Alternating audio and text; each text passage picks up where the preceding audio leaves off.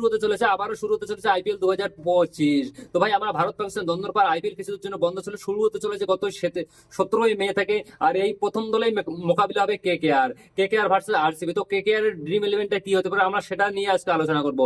তো তার আগে তুমি ভিডিওকে করে দাও লাইক, চ্যানেলকে করে দাও সাবস্ক্রাইব, আর পারলে কমেন্টে লেখো আমি কে কে। আর চলো ভিডিওতে যাওয়া যাক। দেখো প্রথমেই থাকতে চলেছে সুনীল নারায়ণ এবং রহমানুল্লাহ গুরবাজ। আমার যদি সুনীল নারায়ণ এবং রহমানুল্লাহ গুরবাজ কম বেশি স্টার্টিংটা কিন্তু ভালোই দেয়, ঠিক আছে, এবং ভালোই দেয় এবং খারাপও দেয়, দুটোই বলতে পারো, তখন দুটোই হুরকা ব্যাটসম্যান, ঠিক আছে।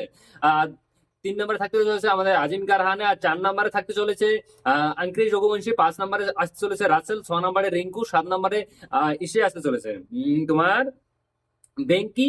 দেখো বেঙ্কি কি না হলে 5 নম্বর হলে 4 নম্বরে বাড়াতে পারে। তো ভেঙ্কটেশ আইয়ার থাকতে পারে, তার কারণ এর আগের ম্যাচে আমরা দেখেছি যে ভেঙ্কটেশ আইয়ারকে বাদ দিয়ে মনীষ পান্ডে নিয়ে নেওয়া হয়েছিল। সে কি করেছে, 33 বল খেলে 36 রান করেছে। তার জন্য ভাই আমাদের বেঙ্কি ভালো আছে। তোমরা কি বলো কমেন্ট করে অবশ্যই বলবেন। তো থাকতে চলেছে তারপরে রিঙ্কু সিং, তারপরে থাকতে চলেছে তোমার রমনদীপ সিং, তারপর থাকতে চলেছে তোমার রমনদীপ সিং এর পর থাকতে চলেছে হর্ষিত রানা এবং ব্যবক অরুণা। ব্যবক অরুণার জায়গায় হয়তো ও একটা চেঞ্জ করতে পারে, ব্যবক অরুণের জায়গায় মঈন আলীকে নিয়ে আসতে পারে।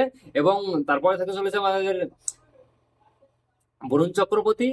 তো দেখো এইখানে যদি আমার মনে হয় যে ব্যবক অরুণাকে বসিয়ে সেকে নিয়ে আসবে আমাদের অনিকুল রয়। তার কারণ অনিকুল রয় একটা ম্যাচ খেলেছিল কম বেশি, কিন্তু ভালো বোলিং করেছিল। আমি জানি না আজিঙ্কা রানের কি হয়েছে রানের, তবে সে কিন্তু অনিকুল রায়ের দিকে পরে আর ফিরেই তাকায়নি। দেখো একটা ম্যাচ কিন্তু অনিকুল রায় খেলেছিল কম বেশি, ভালোই বোলিং করেছিল। তো আমরা স্কোরটা আরো একবার দেখে নিচ্ছি।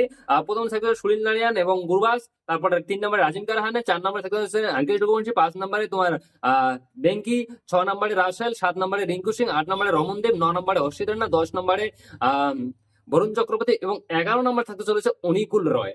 এটাই হবে ফাইনাল। ইম্প্যাক্ট প্লেয়ার হিসেবে হয়তো মনীষ পান্ডেকে নিয়ে আসতে পারে, না হলে মহিন আলীকে নিয়ে আসতে পারে, সেটা তো সময় বলে দিবে। তো চলো আজকের জন্য এটাই, বাই বাই।